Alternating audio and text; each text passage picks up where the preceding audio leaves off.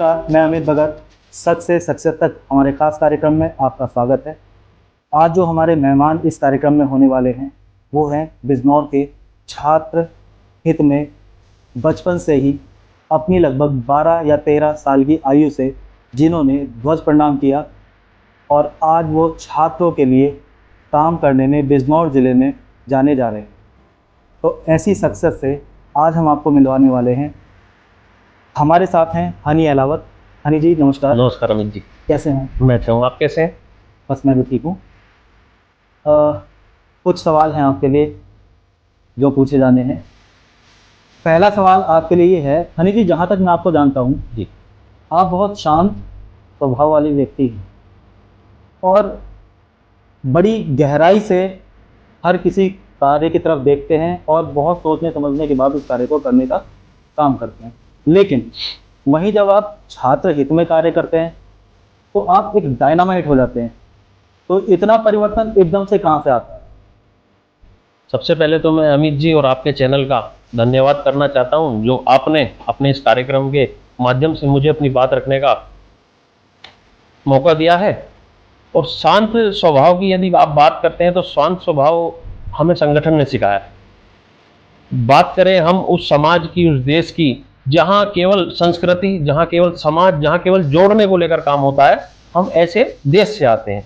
तो शांत रहकर ही अपने काम को हम अंजाम दें, ऐसा हमें संगठन ने सिखाया है और हमारे समाज का एक हिस्सा है। लेकिन जब आप छात्र हित में कोई कार्य करते हैं तो आप डायनामाइट हो जाते हैं। तो वो परिवर्तन कहाँ से आता है? तो ऐसा है ना, अपनी बात को आप यदि समाज के बीच में मनवाने का कोशिश करेंगे तो सहज रूप से आपकी बात कोई नहीं मानता। भगत सिंह, आजाद गुरु, आजाद, चंद्रशेखर आजाद, भगत सिंह आदि ऐसे क्रांतिकारी नेताओं का आप उदाहरण ले सकते हैं। यदि वो शांत होते और डायनामाइट नहीं होते तो आज हम इतनी बड़ी आजादी, इतना बड़ा देश के लिए बलिदान का जो उनको भूमिका में देखते हैं, हम उनको नहीं देख पाते। तो ऐसे ही विद्यार्थी परिषद लगातार अपनी आवाज को निरंतर उठाता रहता है और डायनामाइट कार्यकर्ताओं को लेकर, समाज के उस क्षेत्र में किए गए कार्य को लेकर अपने आवाज लगातार उठाता रहता है। अच्छा, एबीवीपी के बारे में सुना जाता है कि छात्रों के लिए काम करने वाला एक संगठन है। तो मैं थोड़ा सा जानना चाहता था कि एबीवीपी एक राजनीतिक संगठन के रूप में काम करता है या एक सामाजिक संगठन है एबीवीपी? क्योंकि मैंने अधिकतर देखा है कि कहीं ना कहीं बस मैं जानना आपसे ये चाहता हूँ कि क्या एबीवीपी राजनीति से कहीं ना कहीं प्रेरित है? देखिए, एबीवीपी क्या है, एक छात्र हितों में काम करने वाला संगठन है जो कि एक दलगत राजनीति से ऊपर उठकर काम करता है। क्योंकि चाहे देश के मुद्दे हो, चाहे समाज के मुद्दे हो, चाहे छात्रों के मुद्दे, कॉलेज कैंपस से लेकर और विश्वविद्यालय परिसर तक, तो चाहे वो मुद्दे सामाजिक हो, देश हित में हो, ऐसे अनेक मुद्दों को लेकर विद्यार्थी परिषद लगातार 365 दिन अपने कार्य करता रहता है। जब चुनाव होते हैं हम तभी समाज के बीच में नहीं जाते हैं, जब चुनाव नहीं होते तब अपने कार्यकर्ताओं के रूप में हम अपने अनेक कार्यक्रमों के रूप में, अपने कार्यक्रमों के माध्यम से समाज के बीच में, छात्रों के बीच में लगातार रहते हैं। जैसे उसका एक उदाहरण है, कोरोना काल में आपने देखा होगा एबीवीपी ने अनेक कार्यकर्ताओं को घरों तक भोजन के पैकेट पहुंचाए, वैक्सीनेशन में कार्यकर्ता लगे रहे। तो ऐसे अपना एक आयाम है स्टूडेंट फॉर सेवा। उस स्टूडेंट फॉर सेवा के माध्यम से हम लगातार छात्रों के बीच में जाते हैं और समाज के ऐसे कार्यक्रम जो सेवा के माध्यम से, जो गरीब व्यक्तियों को वस्त्र वितरण का कार्यक्रम हो, ऐसे हम लगातार हमारे स्टूडेंट फॉर सेवा के माध्यम से हमारे चलाए जाते हैं। और अपना एक आयाम है एसएफडी, स्टूडेंट फॉर डेवलपमेंट, तो जिसके माध्यम से हम वृक्षारोपण, जो कूड़ा कचरा, जो अनेक वेस्टेज जो समाज में आप देखते हैं कि वहां गंदगी फैली है, ऐसे अपने कार्यकर्ताओं के माध्यम से हम उन्हें कार्यक्रम करने का कार्यक्रम करते हैं। अच्छा, अभी जेएनयू में जी कुछ देश विरोधी नारे लगाए गए थे, लगभग कुछ साल पहले की बात है। नारे लगाए गए थे, उसमें कुछ छात्र नेता थे जिनके नाम उस नारेबाजी में आए थे। जैसे उमर खालिद नाम एक था, एक कन्हैया कुमार था, तो इनके नाम उसमें शामिल थे। उसके बाद उन्हें कांग्रेस ने कन्हैया कुमार को अपने टिकट पर लोकसभा का चुनाव लड़ाने का काम किया। 2 बार चुनाव लड़े कन्हैया कुमार ने, एक बार बेगूसराय बिहार से और अब देश की राजधानी दिल्ली से। तो आप क्या कहना चाहते हैं इस संबंध में? सबसे पहले मैं ऐसा होना चाहिए जो देश के खिलाफ नारे लगा रहे हैं कोई भी राजनीतिक पार्टी? क्योंकि एबीवीपी को मैंने सुना है कि राष्ट्र हित में काम करने वाली एक पार्टी है, भारत माता की जय कहने वाली एक पार्टी है, छात्र संगठन है, पार्टी नहीं कहूँगा मैं इसे, छात्र एक संगठन है। तो आप क्या कहेंगे, क्या इसके खिलाफ आप आवाज़ उठाई आपने, या भविष्य में ऐसा ना हो, ऐसा आप चाहते हैं कि देश विरोधी नारे लगाने वाले लोगों को चुनाव ना लड़ने दिया जाए? देखिए, सीधा सीधा बात मैं कहना चाहूंगा, यदि आप बात कर रहे हैं कन्हैया कुमार और उमर खालिद की, तो वो छात्र नेता के रूप में मैं उन्हें कभी नहीं मानता, ना ही उन्हें समाज उस छात्र नेता के रूप में मानता है। छात्र नेता का अर्थ सीधा होता है छात्रों के बीच में रहकर कार्य करने वाला। मैं अपने व्यक्तिगत राय में कहूंगा वो अराजक तत्व हैं वो, क्योंकि कभी भी इस प्रकार के कामों में रहते नहीं जो समाज और देश हित में हो। यदि आप भारत तेरे टुकड़े होंगे जैसे नारे एक विश्वविद्यालय परिसर में लगा रहे हैं, तो इसका अर्थ सीधा सीधा आप किस मानसिकता से प्रेरित हैं। सीधा सीधा तो मैं कह सकता हूं गुरु गुरु होता है और चेला चेला होता है। उनके गुरु बड़ी सहजता से चीजों को छुपा लेते हैं जो देश विरोधी के रूप में काम करते हैं, और चेला जो है वो अपनी बात को छुपा नहीं पाता, क्योंकि चेला चेला होता है तो उसके मन से वो चीजें बाहर निकल कर आ जाती हैं। तो उमर खालिद और कन्हैया कुमार इस प्रकार के अराजक तत्व हैं, देश विरोधी लोग हैं। और रही बात उन्हें चुनाव लड़ाने की, तो कांग्रेस के पास अब बचा कुछ नहीं है। तो ऐसे लोगों को लाकर वो जो दो चार समाज के लोग हैं जो जिन्हें वो भ्रमित कर सकते हैं, उनके बीच जाकर उन्हें इस तरह के लोगों को टिकट देकर वो अपने काम करते हैं। और उसका आप उदाहरण आप दे सकते हैं वो लोग आज कहां हैं। जी, कन्हैया कुमार के गुरु का नाम तो मैं आपसे नहीं पूछूंगा, लेकिन इशारों इशारों में आपने जहां निशाना लगा दिया है वो हमारे दर्शक अच्छी तरह समझते हैं।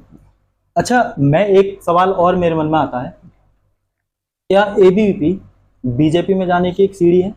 क्योंकि अधिकतर मैंने देखा है एबीवीपी में काम करने के बाद जिले स्तर पर भी आप ले लीजिए और आप बड़े स्तर पर भी ले लीजिए, राज्य स्तर पर, देश स्तर पर, बीजेपी में एबीवीपी में काम करने के बाद सीधे ही बीजेपी में चले जाते हैं छात्र नेता। तो क्या समझूं मैं इसे, एक सीढ़ी समझूं बीजेपी में जाने की? नहीं, आप इसे एक सीढ़ी नहीं कह सकते।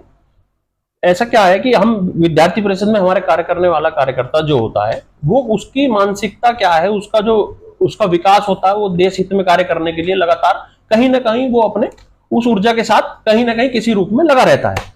यदि बात कर रहे हैं आपकी एबीवीपी का कार्यकर्ता केवल बीजेपी में जाता है, तो इसका एक उदाहरण मैं आपको Rajat Sharma India TV news channel के जो मालिक है उनके माध्यम से मैं देना चाहूंगा। वो हमारे विद्यार्थी परिषद के कार्यकर्ता रहे हैं और आज एक अब अलग मीडिया सेक्टर में अपना आयाम स्थापित कर रहे हैं। तो ऐसे अनेक हमारे कार्यकर्ता हैं जो केवल राजनीति नहीं, देश के किसी भी हिस्से में रहे वहां अपना परचम लहराएंगे। तो बीजेपी ही क्यों?